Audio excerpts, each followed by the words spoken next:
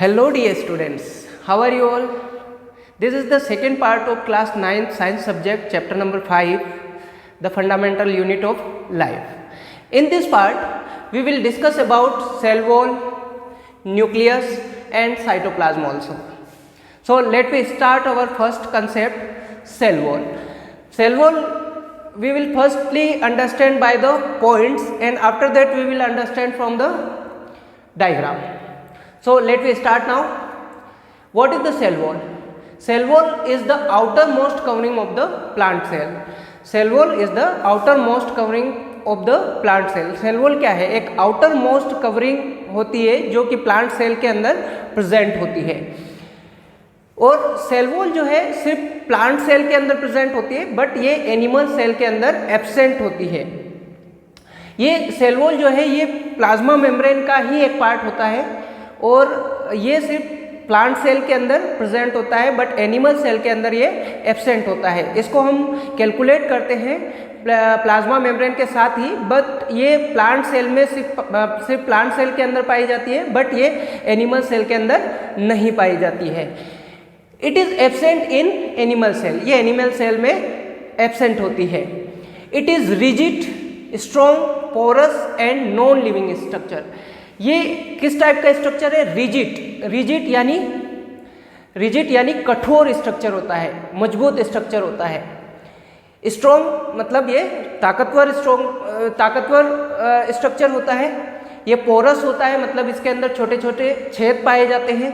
और ये एक नॉन लिविंग स्ट्रक्चर होता है मतलब ये एक डेड सेल होती है, डेड स्ट्रक्चर होता है सेल के ऊपर. It is made up of cellulose. Plant cell जो है जनरली किसकी बनी हुई होती है? सेल्यूलोज की बनी हुई होती है. It is made up of cellulose. ये सेल्यूलोज की बनी हुई होती है. Cell wall of two cells are joined by a layer lamina. दो सेल वॉल जो होती है, दो अलग अलग सेल वॉल या तीन सेल वॉल जो होती है वो आपस में एक दूसरे से एक स्ट्रक्चर होता है उसके द्वारा जॉइंट होती है, जुड़ी हुई होती है, उसे लेमिनी कहा जाता है. Okay, we will understand that points from the diagram. इसको ठीक से हम समझने के लिए डायग्राम की यहाँ पर हेल्प लेंगे. जो सेल वॉल होती है वो सेल वॉल दो लेयर की बनी होती है, एक प्राइमरी और एक सेकेंडरी. तो यहाँ पर आप देख सकते हैं कि एक ग्रीन कलर की लेयर आपको दिखाई दे रही होगी. You can see here a green colour layer, that is the primary cell wall. और आपको इसके अंदर एक ब्राउन कलर की लेयर यहाँ पर दिखाई दे रही होगी. तो ये ब्राउन कलर की लेयर जो है ये क्या है? एक सेकेंडरी सेल वॉल है. मीन्स ये सेल वॉल जो है वो डबल मेम्ब्रेन या डबल लेयर्ड स्ट्रक्चर होता है जो कि प्राइमरी सेल वॉल और सेकेंडरी सेल वॉल कहलाता है. इसको कॉमनली हम एक साथ में सेल वॉल कहते हैं. और उसके अंदर आपको एक येलो कलर का स्ट्रक्चर यहाँ पर दिखाई दे रहा होगा. You can see the yellow colour structure inside the cell. ये क्या है? ये एक प्लाज्मा मेम्ब्रेन का स्ट्रक्चर है. That is the structure of plasma membrane. Okay dear students, now we will discuss about function of cell. Function of cell wall हमने अभी cell wall के बारे में तो सेल वॉल के स्ट्रक्चर के बारे में तो हमने डिस्कस कर लिया है बट अब हम इसके फंक्शंस के बारे में डिस्कस करेंगे कि सेल वॉल के फंक्शंस क्या होते हैं. It provides defined shape of the cell. Cell wall क्या करता है? एक डिफाइनेड शेप जो है सेल को प्रोवाइड करता है, उसका एक शेप निर्धारित करता है. It provide strength to the cell. ये सेल को क्या करता है? स्ट्रेंथ प्रोवाइड करता है, मजबूती प्रोवाइड करता है. It is permeable and allow substance of different sizes. ये परमिएबल होता है मतलब कि सब्सटेंसेस को अपने अंदर से होकर सेल के अंदर और बाहर जाने के लिए क्या करता है? अलाउ करता है. और ये परमिएबल होता है, इसके अंदर से बाहर और बाहर से अंदर की ओर जो सब्सटेंसेस होते हैं डिफरेंट साइजेस के वो आ जा सकते हैं. It is made up of cellulose. हमने पहले भी बताया है कि जो सेल वॉल होती है वो किसकी बनी हुई होती है? सेल्यूलोज की बनी हुई होती है. तो जो प्लांट सेल होती है वो जनरली किसकी होती है?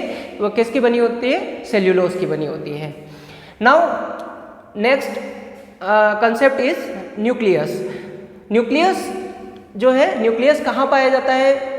ये सेल के सेंटर में या सेल के अंदर पाया जाता है। न्यूक्लियस को हम head quarter of the cell भी कहते हैं। ये सेल का सारे जो सेल के फंक्शंस होते हैं उनको रेगुलेट करने का काम करता है कौन? न्यूक्लियस। और ये हेड क्वार्टर होता है सेल का। तो इसके बारे में हम डिस्कस करते हैं।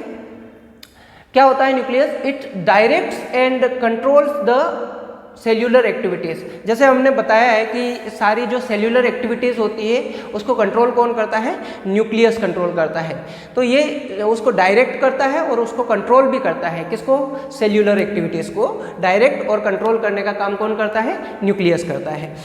इन eukaryotic cell a well defined nucleus is present, while in prokaryotic cells a well defined nucleus is absent। जैसा कि यहाँ पर इस पॉइंट के अंदर बताया हुआ है कि जो यूकैरियोटिक सेल होती है उन यूकैरियोटिक सेल के अंदर एक वेल डिफाइंड न्यूक्लियस जो है वो प्रेजेंट होता है, बट प्रोकैरियोटिक सेल जो होती है उसके अंदर वेल डिफाइंड न्यूक्लियस एब्सेंट होता है। वहाँ पर न्यूक्लियस जो है दिखाई नहीं देता है या एब्सेंट होता है। It has a double layered covering called nuclear membrane. जो न्यूक्लियस जो होता है वो डबल मेम्ब्रेन या डबल कवरिंग स्ट्रक्चर होता है, जिसे हम क्या कहते हैं? न्यूक्लियर मेम्ब्रेन कहते हैं। Nuclear membrane has pores which regulate the movement of the material in और out of the nucleus. Nuclear membrane के अंदर कुछ छोटे छोटे पोर्स प्रेजेंट होते हैं जो कि रेगुलेट करते हैं movement of the material in और out of the nucleus. Nucleus के अंदर और बाहर जो मटेरियल साइटोप्लाज्म के अंदर और न्यूक्लियस के अंदर जो मूवमेंट जो मटेरियल्स का होता है उसको कौन रेगुलेट करता है? न्यूक्लियर मेम्ब्रेन जो है वो रेगुलेट करती है।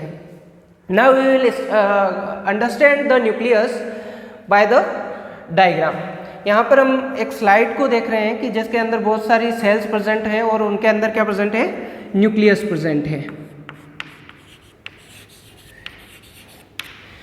अब इस स्ट्रक्चर को या इस सेल के स्ट्रक्चर को थोड़ा हम बढ़ा करके यहाँ पर देखते हैं तो हमको क्या दिखाई देगा?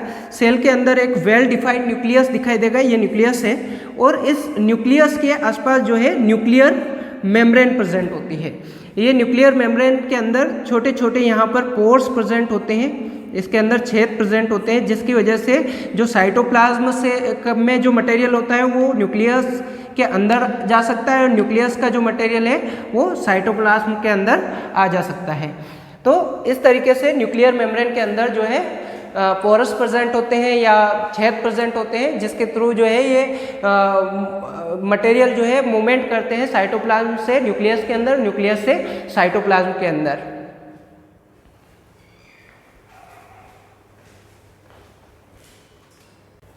Next point is inside nuclear membrane it contain nucleolus, chromosome and chromatin material। जो न्यूक्लियर मेम्ब्रेन होती है, जैसा कि हम प्लाज्मा मेम्ब्रेन में देखा था कि प्लाज्मा मेम्ब्रेन मटेरियल को बाहर सेल के बाहर या अंदर की ओर अलाउ करती है, उसी टाइप से न्यूक्लियर मेम्ब्रेन भी जो है वो न्यूक्लियस के आसपास एक मेम्ब्रेन पाई जाती है जो कि डबल लेयर मेम्ब्रेन होती है। और इस double layer membrane nuclear membrane के अंदर प्रेजेंट होता है न्यूक्लियोलस, क्रोमोसोम और क्रोमेटिन प्रेजेंट होता है। ये न्यूक्लियोलस जो है ये एक लिक्विड स्ट्रक्चर, स्पेरिकल स्ट्रक्चर होता है जो कि सेल को इंटरफेस, जब सेल डिवीजन स्टार्ट होता है तो इंटरफेस को स्टार्ट करने में ये हेल्प करता है। और क्रोमोसोम और क्रोमेटिन मटेरियल क्या है हम नेक्स्ट पॉइंट में देखेंगे। Chromatin material consist of DNA and protein. Chromatin material क्या है? वो क्रोमेटिन मटेरियल जो है वो डीएनए और प्रोटीन से मिलकर बना हुआ होता है। क्रोमेटिन मटेरियल डीएनए और प्रोटीन का बना होता है, तो ये एक थ्रेड लाइक स्ट्रक्चर होते हैं जो कि क्रोमेटिन कहलाते हैं। ये इस टाइप से थ्रेड लाइक स्ट्रक्चर होते हैं। और डीएनए क्या है? डीएनए का फुल फॉर्म होता है डीऑक्सीराइबो न्यूक्लिक एसिड। डीएनए का फुल फॉर्म होता है deoxy ribo nucleic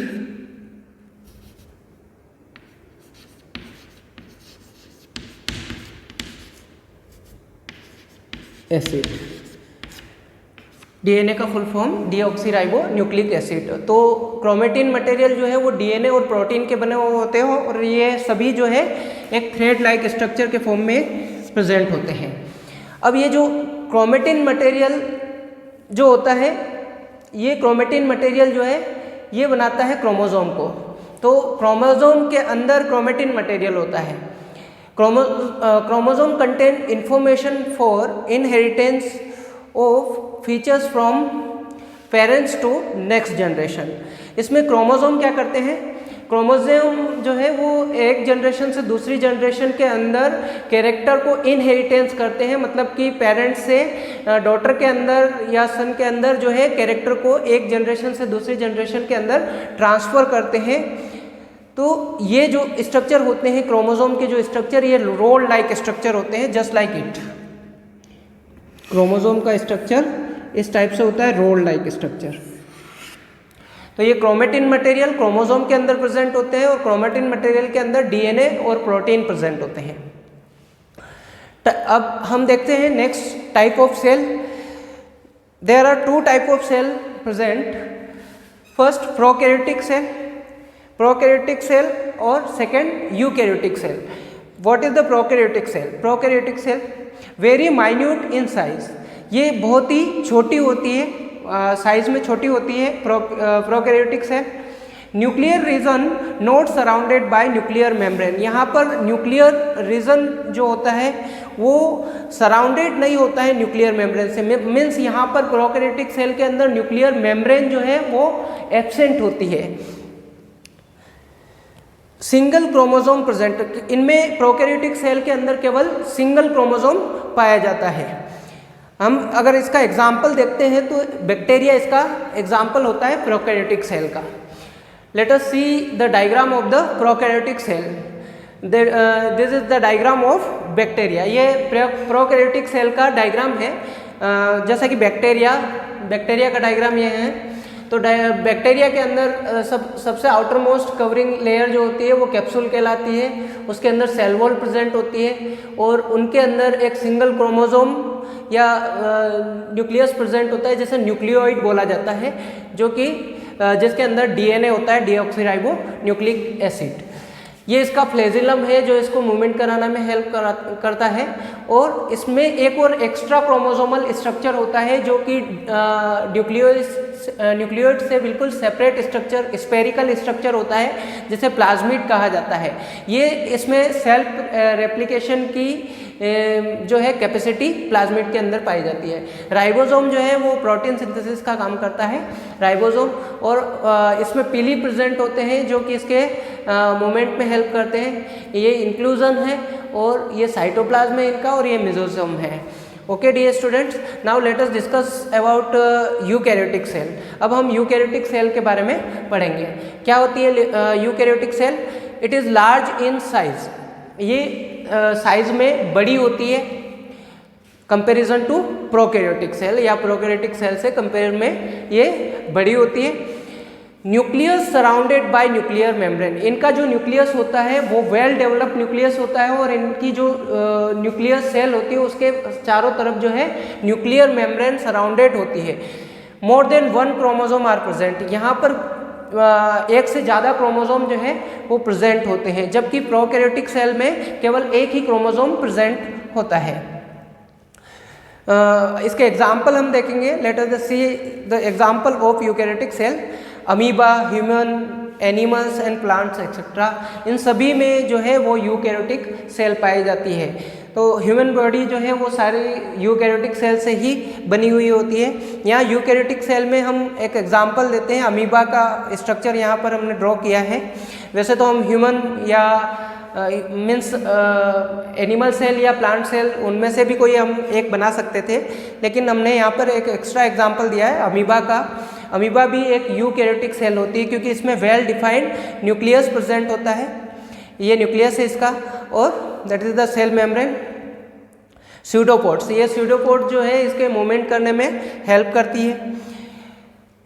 contractile vacuole, यहाँ पर इनके अंदर कॉन्ट्रैक्टाइल वैक्यूल प्रेजेंट होते हैं। ये वैक्यूल जो है वो कॉन्ट्रैक्ट होकर क्या करते हैं, एक्सक्रेट वाटर एंड वेस्ट, जो भी सेल के अंदर एक्स्ट्रा या डाइजेस्टेड फूड या जो एक्स्ट्रा वाटर होता है उसको एक्सक्रेट करता है, या जो भी वेस्ट होता है उसको एक्सक्रेट करता है सेल से बाहर।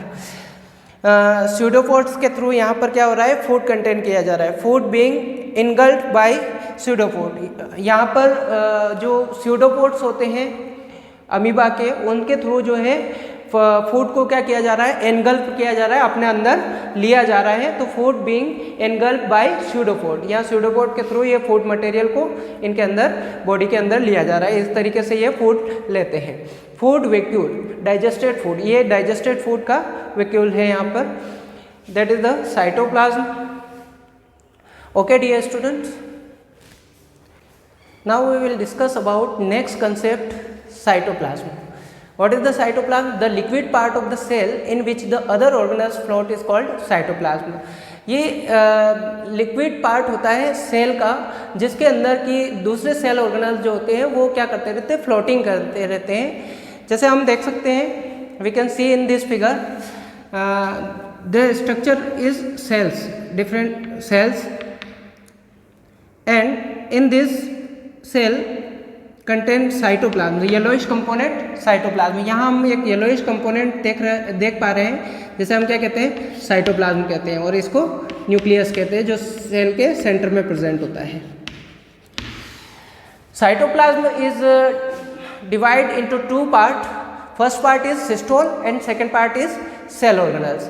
What is the cytosol? First part, the aqueous component of the cytoplasm. Cytosol का क्या होता है, ये एक्वस कंपोनेंट होता है साइटोप्लाज्म का। मीन्स एक्वस कंपोनेंट मीन्स जो वाटर वाला जो कंपोनेंट होता है उसे हम एक्वस कंपोनेंट कहते हैं, यानी कि ये जो सिस्टोल है ये एक्वस कंपोनेंट है, मतलब ये जो वाटर होता है, ये टोटल जो है सिस्टोल क्या है, ये वाटरी कंपोनेंट होता है।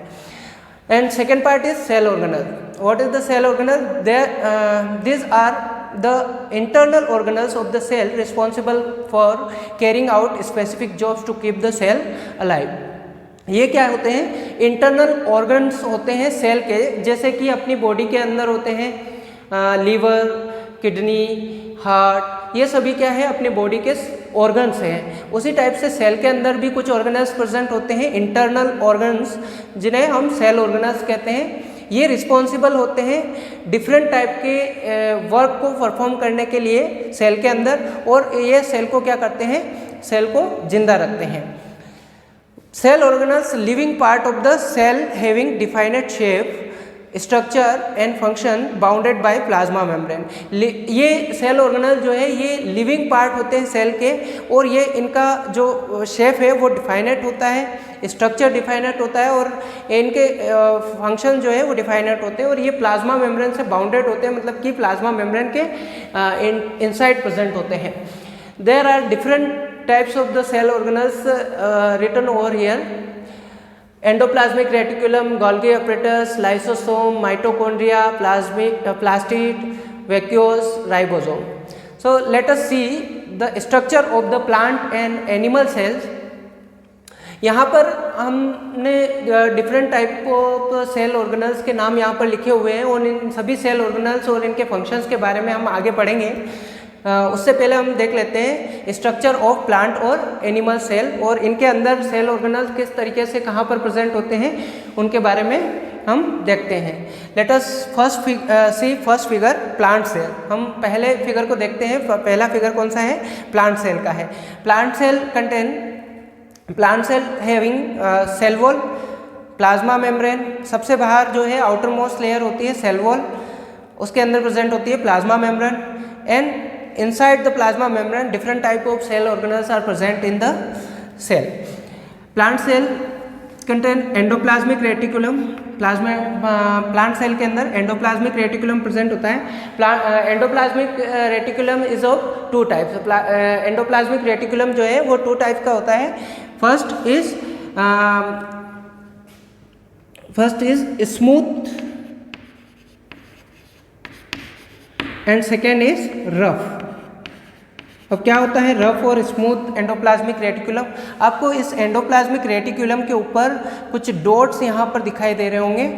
दे डॉट्स आर राइबोसोम। ये सभी डॉट्स क्या हैं? राइबोसोम है। Ribosome is a factory of the protein synthesize. Ribosome cell के अंदर क्या करता है? प्रोटीन सिंथेसाइज का प्रोटीन सिंथेसाइज को करता है या प्रोटीन का फॉर्मेशन करता है। माइटोकॉन्ड्रिया, माइटोकॉन्ड्रिया जो है ये powerhouse of the cell होता है। Nucleus contain genetic materials, lysosome, Golgi apparatus, vacuole and chloroplast और प्लास्टिड। ये प्लास्टिड और सेल वॉल जो है ये केवल प्लांट सेल के अंदर प्रेजेंट होती है और वैक्यूल जो है इनमें लार्ज साइज के होते हैं। जबकि एनिमल सेल के अंदर we can see second figure of the animal cell. यहाँ पर हम सेकेंड फिगर को हम देख सकते हैं एनिमल सेल के। इसमें जो वैक्यूल होते हैं वो स्मॉलर साइज में होते हैं और सेल वॉल इनके अंदर जो है वो एब्सेंट होती है और क्लोरोप्लास्ट भी इनमें नहीं पाया जाता है। Animal cell contain plasma membrane,